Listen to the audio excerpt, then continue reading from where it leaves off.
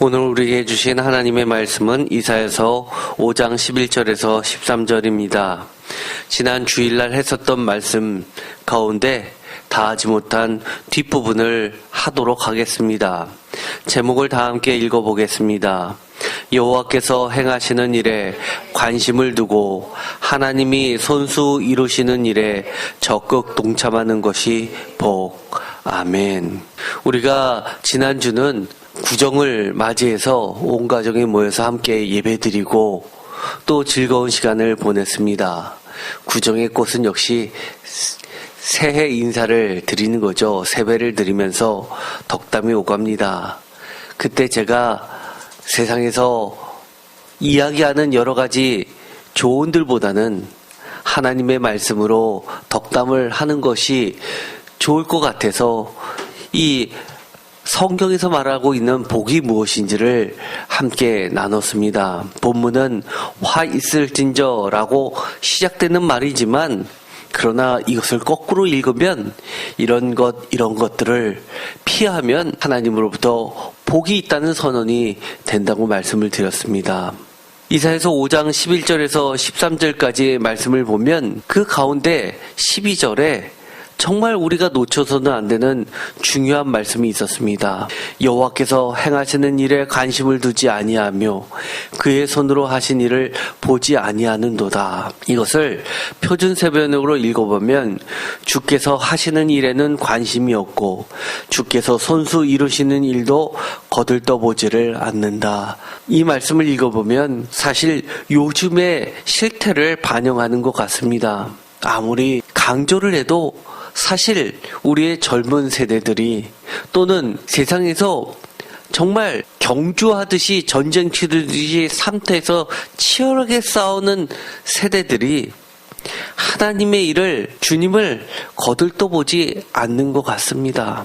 아침에 일찍 일어나서 밤이 깊도록 그들이 관심을 갖는 것에는 수금과 비파와 소고와 피리와 포도주를 갖추었어도 라고 이야기하는 것처럼 자신의 관심사에는 A와 B와 C와 D를 갖추었어도 끊임없는 자신의 지식과 탐욕을 채우기에 바쁜 모습을 보게 됩니다. 하나님은 이런 자들에게 결국은 이들이 무지했기 때문에 진정 누려야 할 복을 누리지 못한다고 이야기합니다. 내 백성이 무지함으로 말미암아 사로잡힐 것이요 그들의 귀한 자는 굶주릴 것이요 우리는 목마를 것이다. 반대로 읽었을 때 사로잡히지 않고 굶주리지 않고 목마르지 않는 것, 우리 삶의 안정과 평강과 여러 가지 부귀 영화를 누리는 것을 싫어할 사람이 어디 있겠습니까? 그런데 그것이 하나님으로부터 온다는 사실을 우리는 너무 자주 놓치는 것 같습니다. 조금만 더 그런 것들에 대해서 참된 지식이 있다면 우리는 아마 복을 말할 때 먼저 하나님의 하시는 일과 여호와께서 행하시는 일에 관심을 두라고 이야기할 수밖에 없을 것입니다. 지난 시간에 이렇게 질문을 했었습니다. 하나님은 왜 이스라엘 하나님의 백성들을 하나님의 행하시는 일에 관심도 없고 하나님이 손수 이루시는 일도 거들떠 보지 않는다고 단언하면서 말씀하셨을까라는 질문이었습니다. 그것은 한마디로 하나님을 오해해서입니다. 하나님을 진짜로는 몰랐기 때문입니다. 하나님을 인격적으로 만나본 적도 없기 때문입니다. 나는 하나님을 잘 믿고 하나님을 만났다고 하지만 인격적으로는 만나본 적이 없고 단지 수많은 사람들이 서로 스쳐 지나가듯이 그렇게 하나님을 찰나에 경험했던 것 말고는 없기 때문입니다. 진짜 하나님과 가까운 교제 사귐을 안 해봐서 그렇습니다. 하나님과 진정한 교제, 사귐은 하나님에 대한 마음을 알게 되고 하나님이 어떠한 분이신지도 굳이 다른 사람이 설명을 안 해도 알게 됩니다. 어디를 통해서요? 하나님은 곧 하나님의 말씀이고 하나님의 말씀은 하나님의 마음이 가득 담겨 있고 하나님의 마음에는 하나님의 뜻이 세워져 있고 하나님의 뜻에는 하나님의 목적이 드러날 수밖에 없는 그런 하나님의 말씀, 성경에 대한 지식이 없기 때문에 사실은 하나님을 오해하게 되는 겁니다. 그런데 왜 이런 지식이 없을까요? 이사야서 5장 14절에는 한마디로 하나님이 아닌 자신의 탐욕, 욕심으로 가득 차서라고 이야기를 해줍니다. 대표적으로 이 14절에 보면 스월이 그들을 삼킬 때 한량없이라고 이야기합니다. 이 한량없이라고 하는 것은 우리들의 욕심이, 우리들의 탐욕이 한량없음을 그대로 비꼬는 말입니다. 시편 28편 5절에 보면 오늘에 읽었었던 이사야서 5장 12절 말씀하고 너무 비슷한 말씀이 나오게 됩니다.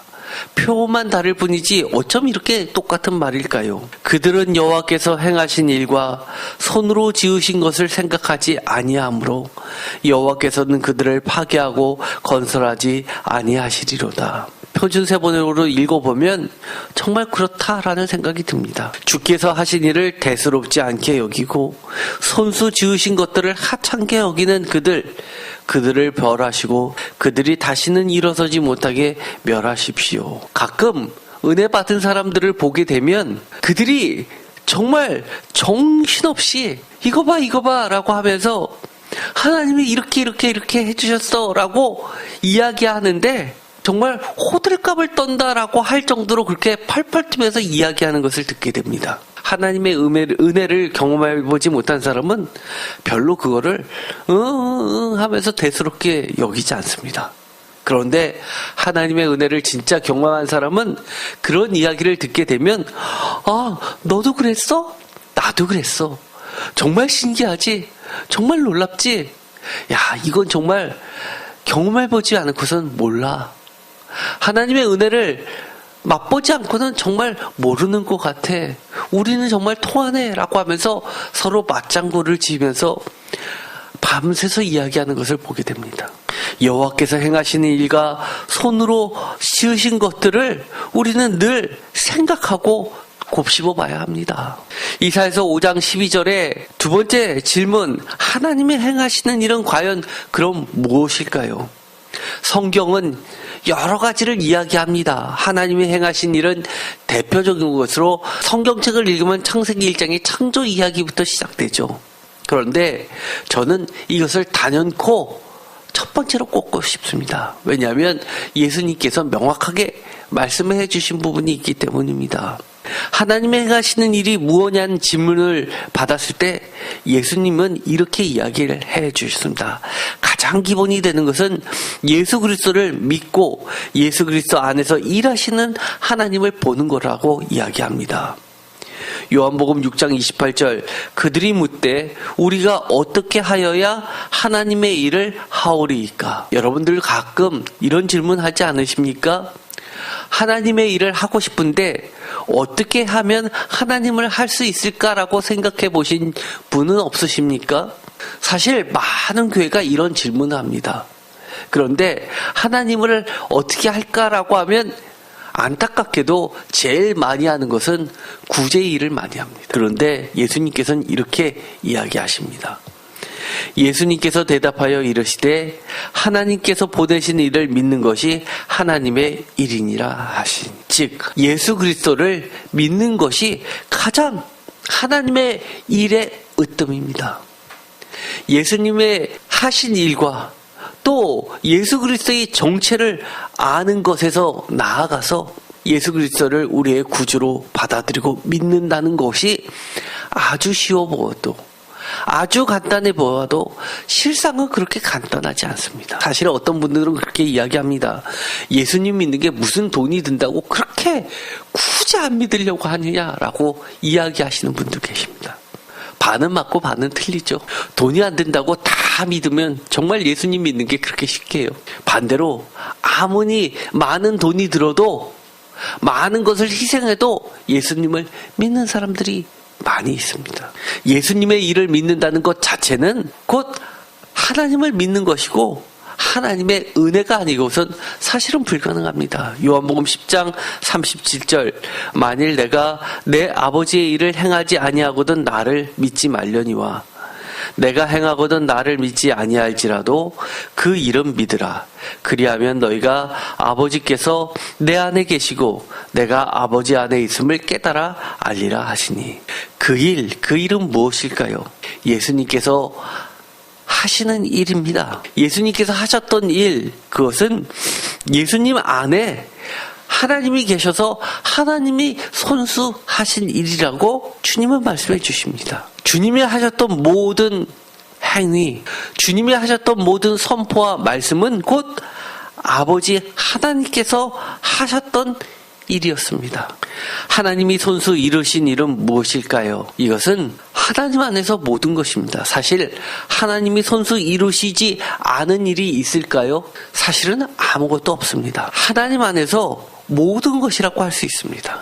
예를 들어서 마태복음 22장 21절, 마가복음 12장 17절, 누가복음 20장 25절에 공관모서 모두에 나와 있었던 것, 가이사의 것은 가이사에게, 하나님의 것은 하나님께 라는 이 구절은 세상에 모든 것이 하나님 것 아닌 것이 없다라고 이야기하는 말입니다. 그런데 이 말씀을 이렇게 해석하시는 분이 계십니다. 가이사의 것은 가이사에게, 하나님의 것은 하나님께 바치라 라고 하는 이 말씀을 세금 문제에 관련돼서 우리가 기독교인들이지만 하나님을 믿는 백성들이지만 세상에 살기 때문에 세상에 살 동안은 세상의 법을 따르고 또 죽어서 하늘나라에 가니까 영적으로는 하나님의 법을 따르는 것이다 라고 분리해서 말씀하시는 분이 계십니다. 그런데 제가 이것을 말씀을 드렸죠. 이것은 마샬이라는 전통적인 히브리 사람들의 격언과 금언들을 나타내는 시편에 자주 나오는 구조입니다. 제1강조점은 첫 번째, 제2강조점은 맨 나중에, 그리고 A, B, A-B-는 서로 대꾸와 대조를 이루면서 진리를 나타냅니다. 가이사의 것과 하나님의 것을 대조를 시키고 가이사에게 하나님께를 대조를 시킵니다. 그래서 제1강조를 해서 주님은 이렇게 말했을 것이다 라고 추정을 합니다. 가이사의 것은 가이사에게, 하나님의 것은 하나님에게. 멀리서 육성으로 예수님의 말씀을 들은 자들은 가이사의 것은 하나님께 바치라 라고 들었을 것입니다. 즉 너희들이 이것은 세상 것, 이것은 세상 것 나누지만 이 땅의 모든 것이 하나님으로부터 말미암은 것이라고 말씀을 드렸습니다. 즉 가이사도 하나님께서 세우셨다라는 이 말은 가이사 위에 하나님이 계시다. 가이사도 하나님께서 언제든지 내려앉히고 또 다른 가이사를 세울 수 있는 분이 하나님이다라는 것을 보이는 말씀입니다. 이것의 대표적인 것이 로마서 11장에 너무 귀한 말씀이 나오죠. 36절, 이는 만물이 주에게서 나오고 주로 말미암고 주에게로 돌아감이라. 그에게 영광이 세세히 있을지어다. 아멘. 표준세번으로 읽어보면 더 분명합니다. 만물이 그에게서 나왔고 그로 말미암아 있고 그를 위하여 있습니다. 그에게 영광이 세세히 있기를 빕니다. 아멘. 여러분의 신앙 고백도 동일합니까? 저도 동일합니다. 모든 것이 주에게서 나오고 결국은 주께 영광을 돌리기 위해서 나아가는 겁니다. 우리가 대표적으로 11조도 마찬가지입니다. 열심히 일했습니다. 벌어들였습니다. 그 중에 10분의 1을 떼서 하나님께 11조로 바치는 것은 10분의 1은 하나님의 것, 10분의 9는 세상 것, 내 것이 아니라 모든 것이 하나님으로부터 왔던 하나님의 것이기에 그것을 인정하고 그 중에 일부인 10분의 1을 하나님께 징표로서 돌려드리는 겁니다. 이사야서 10장에 보면 주목해야 할 아주 중요한 단어가 나옵니다. 하나님이 하신 일을 자기 손으로 이루었다고 착각하는 경우가 있습니다. 이사야서 10장 10절 내 손이 이미 우상을 섬기는 나라들에 미쳤나니 그들이 조각한 신상들이 예루살렘과 사마리아의 신상들보다 뛰어났느니라. 내가 사마리아와 그의 우상들에게 행한 같이 예루살렘과 그의 우상들에게 행하지 못하겠느냐 하는도다. 그러므로 주께서 주의 일을 시온산과 예루살렘에 다 행하신 후에 아수르 왕의 완악한 마음의 열매와 높은 눈의 자랑을 벌하시리라. 그의 말에 나는 내 손의 힘과 내 지혜로 이 일을 행하였나니 나는 총명한 자라. 열국의 경계선을 걷어치웠고 그들의 재물을 약탈하였으며 또 용감한 자처럼 위에 거주한 자들을 낮추었으며 내 손으로 열국의 재물을 얻은 것은 새의 보금자리를 얻은 같고 온 세계를 얻은 것은 내버린 알을 주운 같으나 날개를 치거나 입을 벌리거나 지저귀는 것이 하나도 없었도다 하는도다. 이것은 아수르에 대한 멸망을 이야기하는 겁니다. 아수르는 북이스라엘을 멸망시켰고 북이스라엘을 멸망시키면서 그들이 이야기했던 것은 예루살렘에 있는 하나님을 멸시하면서 내 손이라는 말을 10절 그리고 12절 13절 14절 계속해서 하나님이 행하신 일을 착각하고 내 손이 했다고 자랑합니다. 그러나 12절 보면 주께서 주의 일을 시온산과 예루살렘에 다 행하신 후에라고 하면서 이 모든 것이 주님의 계획 아래서 움직이고 있음을 분명히 하고 있습니다. 이 아수르는 나중에 바벨론에 대한 멸망의 예언으로 이어집니다. 이것들을 보면서 우리는 반드시 이번 구정을 맞이해서 명심했으면 하는 것이 있습니다. 우리가 말씀을 볼 때 특히 한국의 전통적 대표적 관점인 유교와 불교와 샤머니즘 또는 소위 현대 문명이라고 믿고 있는 과학, 심리학, 상담학, 통계학, 긍정적 마인드 컨트롤 등의 기준대로가 아니라 성경 자체가 말하는 것들을 우리가 보고 듣고 그대로 관심을 가졌으면 좋겠습니다. 사실 우리는 너무나 무비판적으로 유교와 불교와 샤머니즘에서 해오던 방식 그대로를 가지고 성경을 이해합니다. 그러니까 하나님에 대한 지식이 없기 때문에 자꾸 하나님의 말씀을 읽어도 하나님과 진정한 사귐과 교제가 이루어지지 못하고 하나님의 마음을 읽지 못하는 겁니다. 우리가 하나님께 영광 돌린다라고 하면서 사실은 하나님께 영광 돌리는 것을 명예와 성공 등 유교식의 그 입신양명을 가지고 유교적 영광을 하나님께 영광 돌린다고 착각하는 경우가 많이 있습니다. 이런 유교적 영광이 아니라 하나님 안에, 예수님 안에, 성령님 안에 말씀 가운데, 믿음 가운데 거하며 하나 되는 연합이야말로 진짜 하나님 아버지께 돌리는 영광입니다. 비록 유교적으로 이야기하는 것처럼 보통 부모님들이 자식들에게 이 설날 세배를 하면서 여러 가지 덕담을 하면서 내뱉는 그런 여러 가지 성공과 명예 그런 이야기가 해당하지 않는다 하더라도 하나님 안에 예수님 안에 성령님 안에 말씀 가운데 믿음 가운데 거하면서 하나 되는 연합이 있다면 우리는 그것이 그 무엇보다도 하나님 아버지께 영광 돌리는 것이라는 것을 알아야 됩니다. 요한복음 1장 14절 말씀이 육신되어 우리 가운데 거하시되 우리가 그의 영광을 보니 아버지의 독생자의 영광이요 은혜와 진리가 충만하더라. 아버지의 독생자의 영광, 그것은 말씀 가운데 있는 겁니다. 말씀의 육체가 되신 성육신하신 말씀 그 자체이신 예수님이시기 때문입니다. 요한복음 5장 44절 너희가 서로 영광을 취하고 유일하신 하나님께로부터 오는 영광은 구하지 아니하니 어찌 나를 믿을 수 있느냐. 이 말은 정말 한탄스러운 주님의 말씀이고 가시 돋친 독설입니다.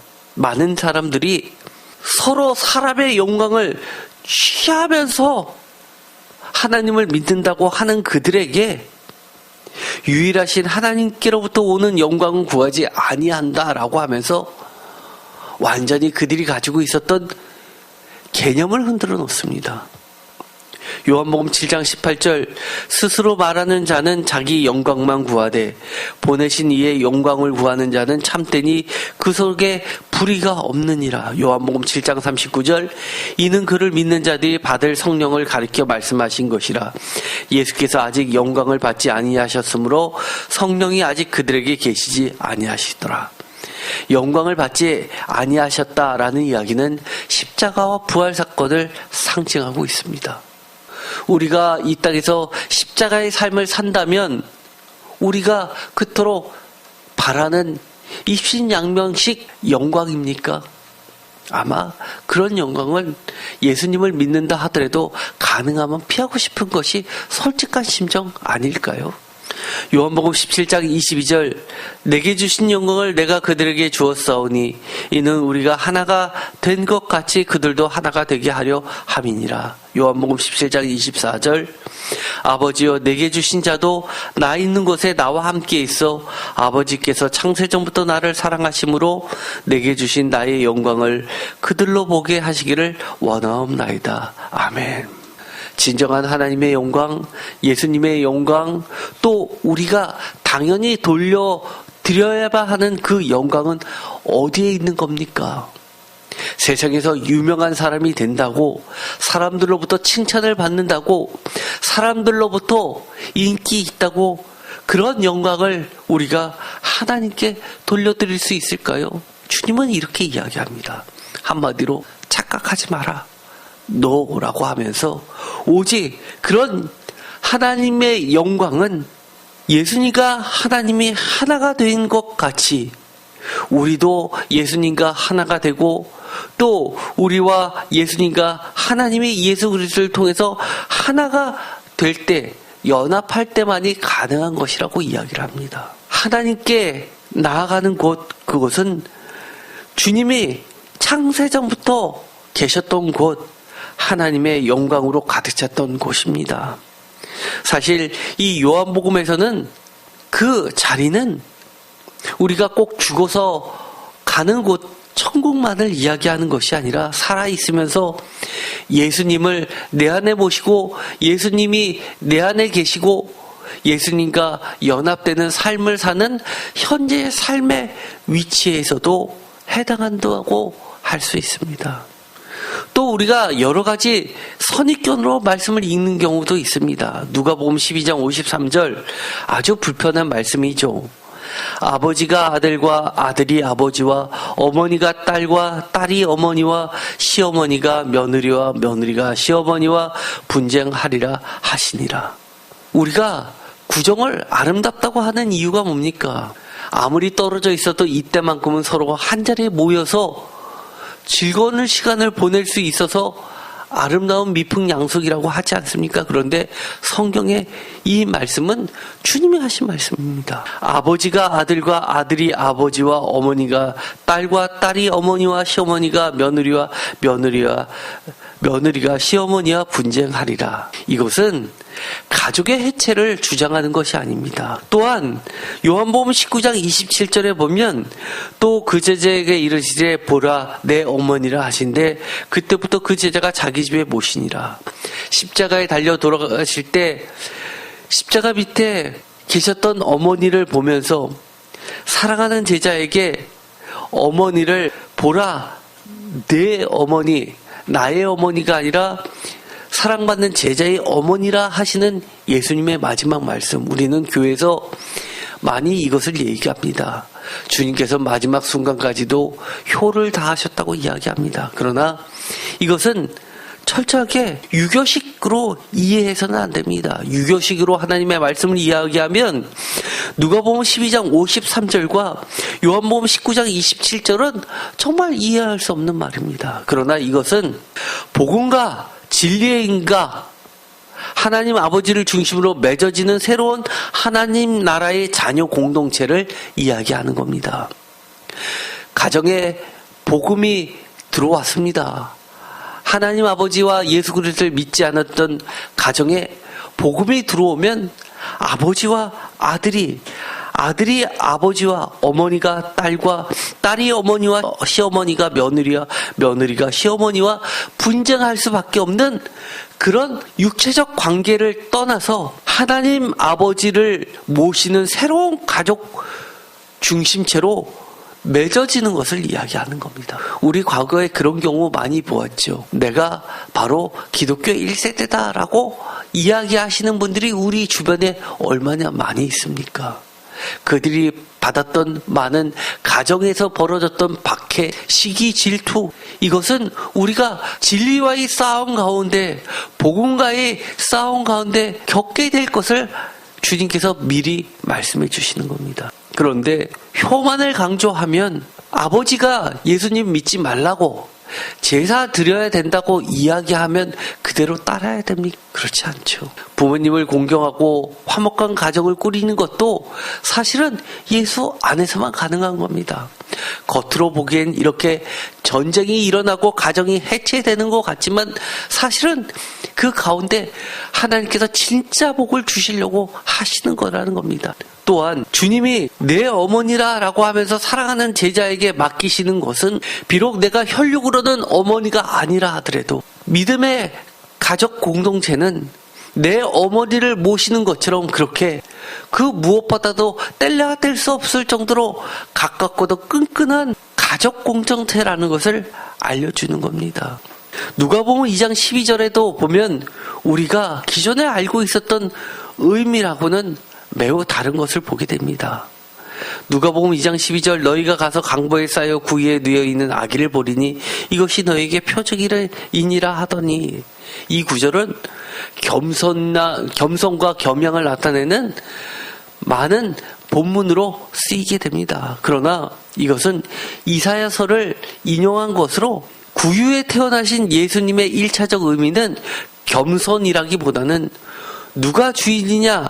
하나님만이 주인이시다. 예수님이 바로 하나님의 본체시다. 라는 것을 가리키는 표적이라고 이사야서에서는 이야기를 합니다. 그렇기 때문에 하나님의 말씀을 우리는 자꾸 하나님의 말씀으로 해석하는 것이 아니라 내가 지금까지 경험해왔고 배워왔던 사회적 통념을 가지고 자꾸 읽으려고 합니다. 전에도 이 말씀을 드렸죠. 이사야서 1장에 보면 그 유명한 말씀이 나옵니다. 12절에 너희가 내 앞에 보이러 오니 이것을 누가 너희에게 요구하느냐 내 마당만 밟을 뿐이니 13절 헛된 재물을 다시 가져오지 말라 분향을 내가 가증히 여기는 바여 월삭과 안식일과 대회로 보이는 것도 그러하니 성회와 아울러 악을 행하는 것을 내가 견디지 못하겠느냐 14절 내 마음이 너희 월삭과 정한절기를 싫어하나니 그것이 내게 무거운 짐이라 내가 지게 공비하였느니라. 운동권들은 이렇게 주장하시는 분들이 계십니다. 주님은 진정한 예배는 억압받는 자와 함께 할 때 예배다라고 하면서 현장 예배를 강조합니다. 예를 들어서 노동자들의 집회에서 같이 데모를 함으로써 그것이 예배라고 주장하시는 분이 계십니다. 또 어떤 이들은 코로나 때 너무너무 어려우니까 교회를 팔아서 성도들의 어려운 사람들에게 다 나눠줬습니다. 저는 그런 것들에 대해서 동의할 수 없습니다. 이 구절이 무엇입니까? 이 구절은 예배가 필요 없다는 이야기가 아니라 참된 예배를 드리라는 간곡한 부탁입니다. 우리가 하나님에 대해서 알 수 있는 유일한 창구가 어디입니까? 학원입니까? 돈을 가서 학비를 내고 배울 수 있는 겁니까? 아니요. 영성이 살아있는 곳은 성령님이 역사하시는 곳은 교회밖에 없습니다. 말씀을 통해서 예배 가운데 하나님을 배우고 하나님의 말씀을 온전히 이해하고 하나님과 교제하게 되는 겁니다. 성회와 아울러 악을 행하는 것을 내가 견디지 못하겠노라 하는 것은 예배에서 그치지 말고 예배에서 나아가서 삶이 진정한 예배까지 이르도록 하여라라는 말씀입니다. 또 이것은 너무나 많이 착각하는 말씀 중에 하나입니다. 예를 들어서 믿음과 긍정 마인드는 반드시 구별해야 됩니다. 많은 교회에서 믿음과 긍정 마인드를 구분 못합니다. 무조건 군대식으로 하면 된다 식으로 밀어붙이는 것, 그것이 믿음 아닙니다. 또 대형교회, 전 세계에서 가장 단일교회로서는 크다는 목사님이 돌아가시면서 유언으로 남긴 것, 긍정 마인드로 살아라. 저는 개탄했습니다. 최소한 유언으로 남기시려면 예수님의 말씀으로 하시지. 이처럼 세상에서 이야기하는 것과 똑같이 긍정 마인드가 마치 믿음인 것처럼 가짜 복음을 얘기하는 것, 정말 우리는 경계해야 됩니다. 성경에서 저는 긍정 마인드의 극대치가 어디냐라고 하면 바로 선악과 원죄 사건이라고 이야기하고 싶습니다. 그야말로 브레이크 없는 무한 긍정의 힘의 가장 잘못된 예입니다. 창세기 3장 5절 너희가 그것을 먹는 날에는 너희 눈이 밝아져 하나님과 같이 되어 선악을 알 줄 하나님이 아심이니라 라는 이 사탄의 게임에 넘어가서 정말 하나님도 뛰어넘는 무한 긍정의 힘으로 넘봤던 것, 이것이 바로 믿음을 흔들어 놓은 원죄가 되는 겁니다. 또 우리가 요즘에 많이 젊은 세대들이 놓치는 것 중에 하나가 로마서 1장 20절의 말씀입니다. 창세로부터 그의 보이지 아니하는 것들 곧 그의 영원하신 능력과 신성이 그가 만드신 만물에 분명히 보여 알려졌나니 그러므로 그들이 핑계하지 못할지니라.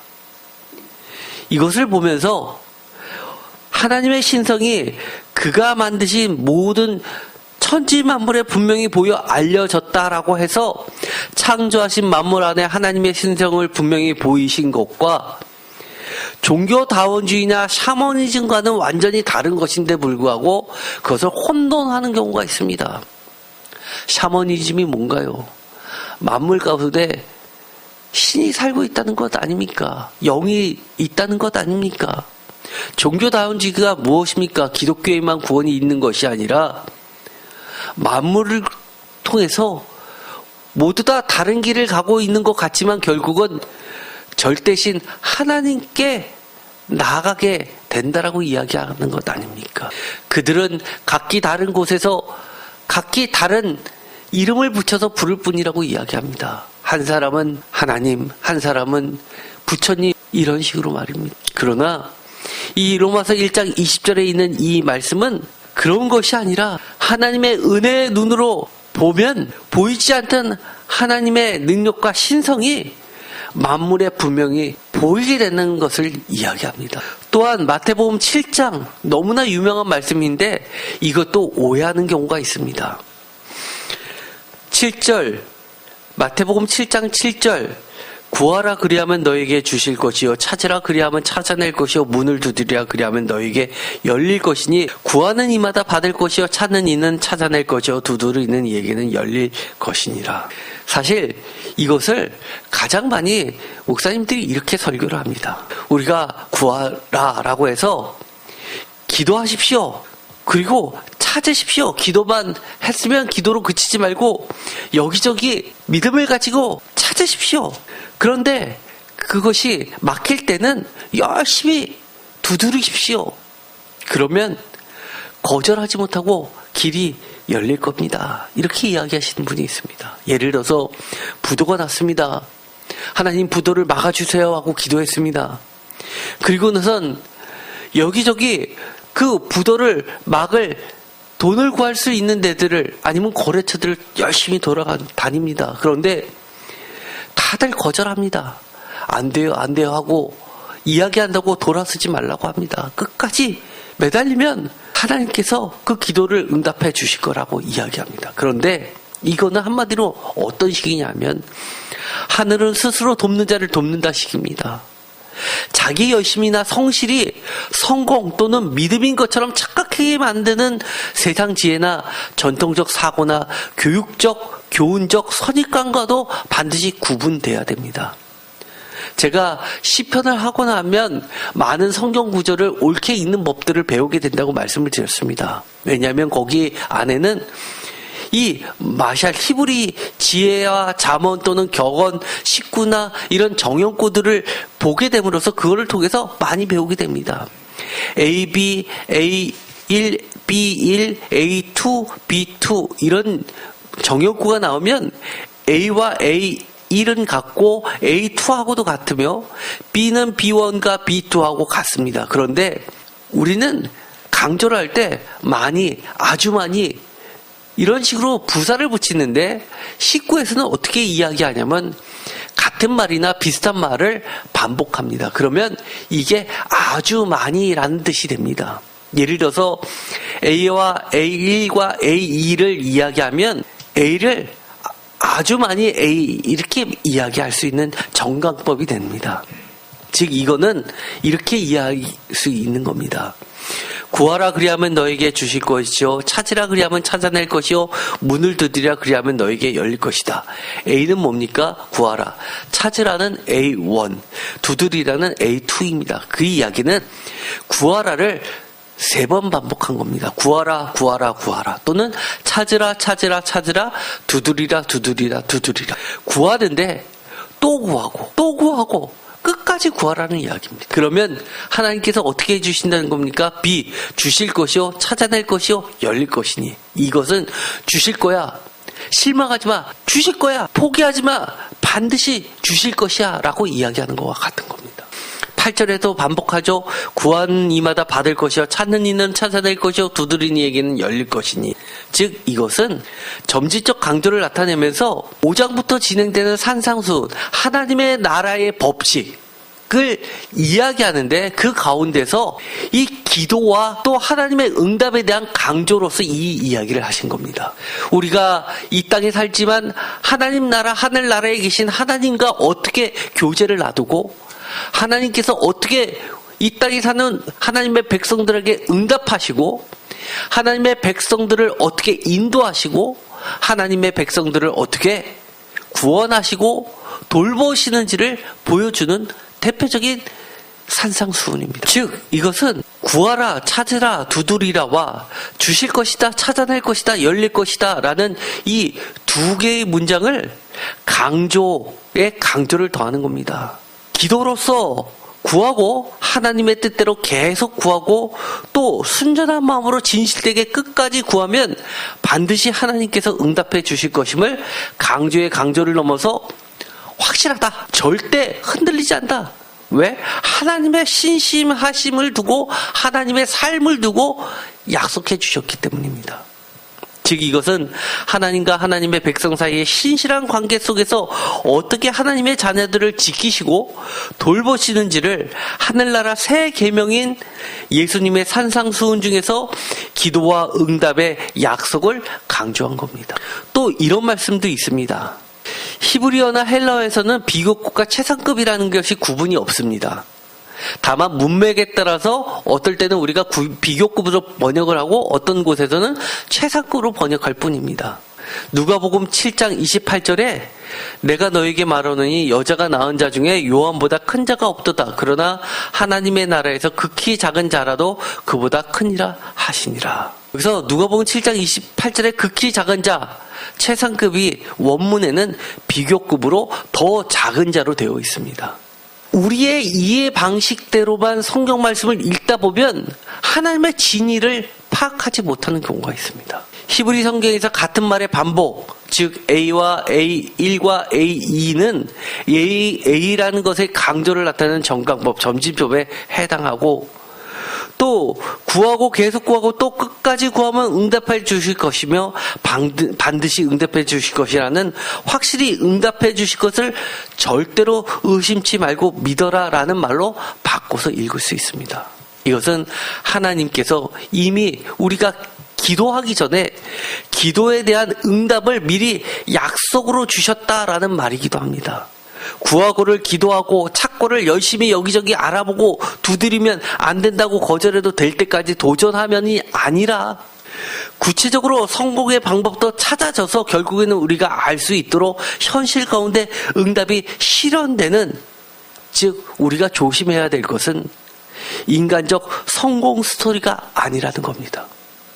그런데도 불구하고 자꾸 우리가 신앙생활을 할 때 하나님의 말씀을 읽을 때도 자꾸 어떻게 읽냐면 위인전 읽듯이 성공 스토리식으로 읽는 경우가 많이 있습니다. 그래서 대표적인 경우로 사무엘상하 다윗 이야기를 마치 인생 역전 드라마 읽듯이 교훈으로 끄집어내서 자꾸 읽는 경우가 있습니다. 인간적 성공 스토리로 자꾸 성경을 읽으면 안 됩니다. 가장 또 대표적인 게 열왕기 상하를 읽으라고 했더니만 대충 읽고선 이렇게 이야기하시는 분이 있습니다.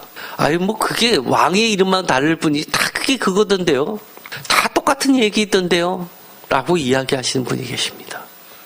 하나님 잘 믿으면 평안하고 오래 살고 또 선왕이라고 하고 그렇지 않으면 악한 왕이라고 하고 전쟁 나고 패망하고 이런 거 아니에요?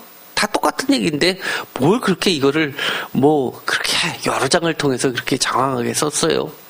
이 얘기는 사사기에도 있는 얘기 아니에요. 자꾸 성경을 인간적 성공 스토리를 읽어서는 안 된다는 겁니다. 이 성경을 우리에게 주셨을 땐 그 이면에 가려져 있는 하나님의 마음을 읽어야 됩니다.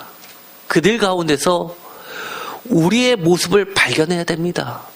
또 그런 행동을 통해서 하나님이 하시는 음성을 들어야만 됩니다. 또 이런 것도 있습니다. 마가복음 6장에 보면은요, 아주 신학자들 사이에서는 굉장히 뭐라고 그럴까요? 관심을 대폭 받는 구절이 있습니다. 마가복음 6장 49절 제자들이 그의 바다 위로 걸어오심을 보고 유령인가 하여 소리 지르니, 이것은 어떤 가운데 나오느냐 하면 예수님께서 바다 위를 걸어오시는 모습을 보고 제자들이 했던 말입니다. 그런데 이 바다 위를 걸어오시는 예수님의 이야기는 마가복음뿐만 아니라 마태복음에도 있죠. 마태복음에서는 이 마가복음 6장에 있는 이 원어하고 다른 단어를 쓰고 있는데 마가복음 6장이 특별히 관심을 갖는 것은 이런 이유입니다. 우리가 기독교 역사 가운데 영지주의라는 말 들어보셨죠? 대표적으로 이단입니다. 그것이 기독교 역사상 120년에 처음 등장했다고 봅니다. 그런데 마가복음은 65년에서 75년 사이에 기록된 것으로 봅니다. 그런데 마가복음 6장에 이 영지주의를 지칭하는 것 같은 말이 여기에 유일하게 들어가 있습니다. 그래서 어떤 학자들은 고대 원시 영지주의는 120년에 처음 생긴 게 아니라 그 이전에 초기 기독교, 예수님 제자 첫 세대부터 있었던 것이다라고 주장하는 학자들이 있습니다. 저는 후자를 지지합니다. 영지주의자 많이 들어보셨죠? 뭐가 문제입니까? 가연설이라는 겁니다. 가연설, 가짜에다 나타난 설이라는 겁니다. 즉, 이것을 도케티즘이라고 합니다. 예수 그리스도가 세상에서 살 때 가졌던 육체는 진짜 육체가 아니고 육체처럼 보였다고 주장하는 이단들입니다. 또 그리스도는 십자가에서 죽으신 것이 아니라 십자가에서 이 몸을 먼저 떠나셔서 피하셨기 때문에 십자가에서 하나님 아들 그리스도가 죽은 것이 아니고 인간인 예수가 죽었을 뿐이라고 주장하는 이단교리들입니다. 도케티즘이라는 것은 도케오라는 뭐뭐처럼 보이다라는 헬라어에서 유래돼서 이것을 주장하는 영지주의자들입니다. 그래서 이 영지주의자들이 우리는 십자가를 지고 예수님을 따르는 것이 아니라 육체적 고통을 우리가 감수할 필요가 없으니까 순교의 자리에서 굳이 목숨을 걸 필요 없다, 이렇게 이야기합니다.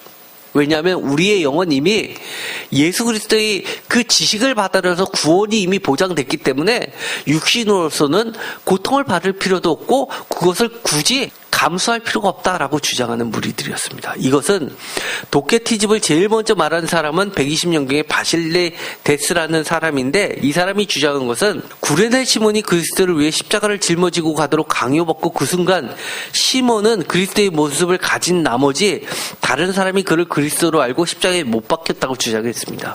그리고 그리스도가 육체를 입고 왔다는 사실을 부인하는 이유는 이 영지주의자들이 구원하는 능력을 신적인 빛이 이 세상 속으로 유출해 들어오는 것으로 구원의 빛으로 인간을 비추면 참 지식이 생겨나고 그 지식 때문에 우리는 구원을 받는 것이지 우리가 다른 것으로 구원을 받는 것이 아니라고 이야기합니다. 그래서 이 도케티즘은 이 예수님의 신성만을 강조하고 이 참 육신으로 오는 이 육성을 부인합니다. 말씀이 육신이 되었다라는 것을 거부합니다. 이 단어를 보면 마가복음 6장에 보면 유령인가하여라고 할 때 유령인가라는 이 인가라는 단어가 사실은 한국말로는 어떤 뜻이냐면 유령인 것처럼 생각하여라는 뜻입니다. 도케오에다가 과거형을 붙여서 애덕산해서 그렇게 그들이 생각했다. They thought라고 번역을 합니다. 마가복음에 이 도케티즘의 원형이 되는 말이 처음 등장을 하게 됩니다. 그런데 이것이 오늘날에는 어떤 형태로 발전을 하냐면 나는 이 가연주의자가 아니야, 영지주의자가 아니야 라고 하면서도 실질적으로는 영지주의자가 되는 경우가 많습니다. 예를 들어서 샤머니즘적 믿음과 삶을 분리하려는 신종 영지주의자들이나 영지주의자들입니다. 예를 들어서 종교와 세상은 삶이 분리될 수가 없음에도 불구하고 이것을 완전히 분리시켜서 세상에 살 때는 세상의 법을 따르고 또 우리가 마음으로만 예수님을 믿으면 된다라고 주장하는 겁니다. 심지어 술과 담배를 피우고 또 여러 가지 향락적인 음란한 행위를 즐겨도 나는 구원과는 아무런 관계가 없다라고 주장하는 사람들입니다. 어떻게 사업을 하면서 직장에서 직장 생활을 하면서 접대 한 번 안 하고 살 수 있느냐? 그건 말이 안 된다라고 하면서 마음으로 진짜 하나님을 믿으면 되지. 예수님이 창녀도 구원해 주셨는데 라고 주장하는 그런 부류들입니다. 정도의 차이는 있지만 우리가 이처럼 믿음을 삶으로 확장시키는 것에 걸림돌을 놓는 것들, 이것이 오늘날의 신종 영지주의자들이나 신종 도케티즘이라고 할 수도 있습니다. 구정에 모여서 세배를 할 때, 덕담을 할 때 단순하게 열심히 살라라는 덕담을 저는 하지 말았으면 좋겠다라는 말씀을 드렸습니다. 왜요? 세상에 여러 가지 가치를 드러내는 말보다는 덕담을 하려면 하나님을 사랑하고 하나님께 늘 관심을 가지고 그분이 하시는 일에 눈여겨보고 가만히 있지 말고 거들떠보지 않는 태도에서 벗어나서 적극적으로 참여하면서 또 그 결과에 대해서는 하나님과 함께 참여하는, 즉 하나님을 의지하는 그 믿음으로 살아라 라고 덕담을 해줬으면 좋겠다라고 말씀을 드렸습니다. 어떠신가요?